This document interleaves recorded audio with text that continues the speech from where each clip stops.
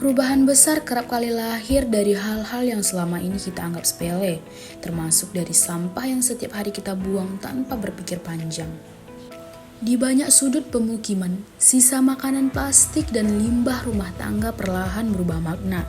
Tak lagi sekedar buangan, sampah kini menjadi sumber harapan dan penghidupan bagi banyak tangan. Di tengah persoalan lingkungan yang kian mendesak, upaya pengelolaan dan pemanfaatan sampah membuka babak baru bagi masyarakat. Sampah yang dulu menumpuk dan menimbulkan masalah, kini diolah, dipilah, dan dimanfaatkan hingga memberi nilai ekonomi.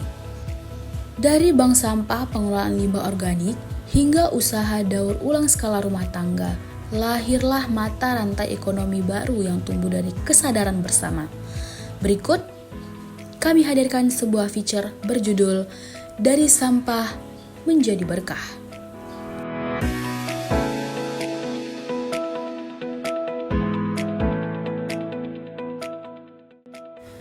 Di Dusun 4, Pasar 5 Tembung, Kota Medan, sampah selalu hadir tanpa undangan.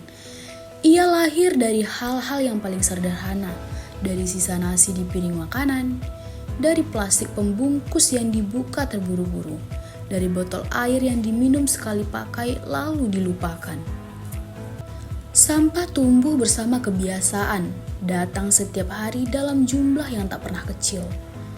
Setiap pagi kantong-kantong hitam digantung di depan rumah, isinya bercampur tanpa sekat. Sisa makanan menyatu dengan plastik dan botol. Sampah hanya ingin segera keluar dari rumah, meski akhirnya ia menetap lebih lama di tempat lain lalu menumpuk, membusuk dan menunggu untuk menjadi masalah. Namun di lingkungan itu ada sekelompok orang yang memilih melihat sampah dengan cara yang berbeda.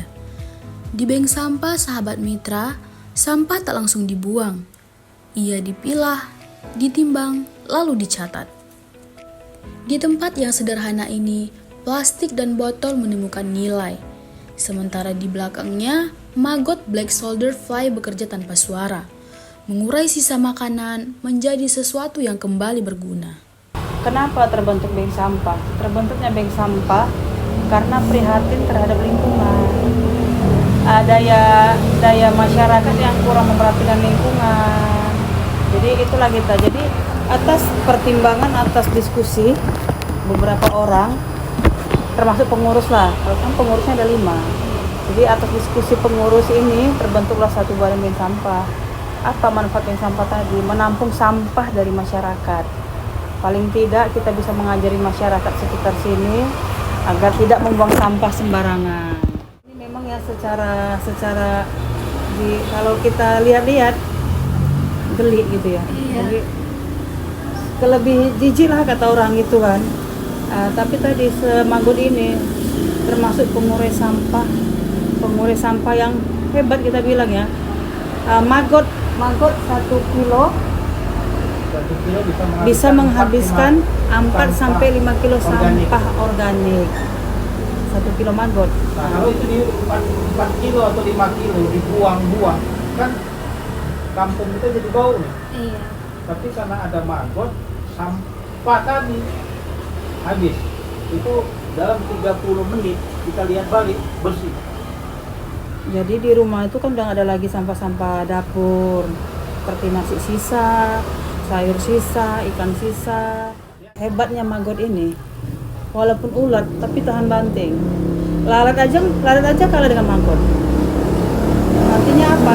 Proses makannya tadi lebih jago maggot daripada lalat. Tergantung. Ada juga sih masyarakat yang awalnya tidak mau, geli, ya kan? Tertarik dengan sendirinya. Kalau kita bawa kemari, kita kasih bimbingan lebih, atau kita ke tempatnya membantu budidaya. Jadi kebanyakan nih masyarakat sini budidaya, mereka nggak susah jualnya. Kita juga bisa menampung maggot yang mereka pelihara itu, kita tampung. Jadi dia makin semangat. Yang penting tujuan utamanya nggak hanya cuan sih, tujuan utamanya yang penting sampah organik di rumahnya itu bersih. Nah, itu aja tujuan utamanya. Tantangan pasti ada ya. Tapi kalau untuk kemari, mudah-mudahan kita udah paham semua caranya gitu. Ketika menghadapi tantangan adalah proses pertama untuk memulai belajar. Namanya belajar nih. pasti banyak kesalahan, banyak kegagalan. Nah, caranya kita belajar terus gitu, belajar terus. Kesulitannya sekarang ini adalah ketika kita Tidak ada kerjasama ya dengan macam ada nih. Kita Masyarakat. kerjasama nih, ada dia harus datang bawa sampah organik. Iya. Nah ini kan selama ini kan berserakan. Nah itulah yang kita perlu adakan edukasi. Umpamanya ada nih, tempat ada nih kampungnya Kisru nih situ, Talak itu Pasar 5. Nah kalau ada bisa mengumpulkan 50 bahkan lebih, kita akan hadir memberikan edukasi ke situ di lokasi itu. Nah, juga didukung oleh pihak pegadaian. Nah, memberikan edukasi tentang sampah organik maupun non organik. Nah, gitu. Sampah sering kita anggap sebagai akhir, sesuatu yang harus segera dijauhkan dari pandangan, dari penciuman, serta dari pikiran. Ia lahir dari sisa nasi yang tak habis, dari plastik pembungkus yang dibuka secara terburu-buru, dan dari botol kosong yang kehilangan arti. Di bank sampah, sahabat mitra inilah sampah diperlakukan berbeda. Ia ditimbang, dipilah, diberi kesempatan kedua. Hingga akhirnya, dari bau yang dihindari, lahirlah manfaat yang sangat nyata. Kalau di lingkungan Pasar 5 Dusun 14, itu dia bilang tantangannya lumayan juga. Setiap hari itu pasti ada aja sampah.